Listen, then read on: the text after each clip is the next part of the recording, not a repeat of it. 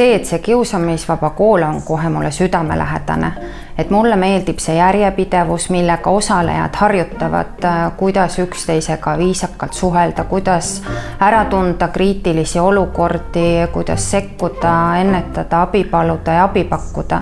Et ma usun, et kui kõik inimesed piisavalt seda harjutavad, siis on nad järjest paremad ja osavamad suhtlejad.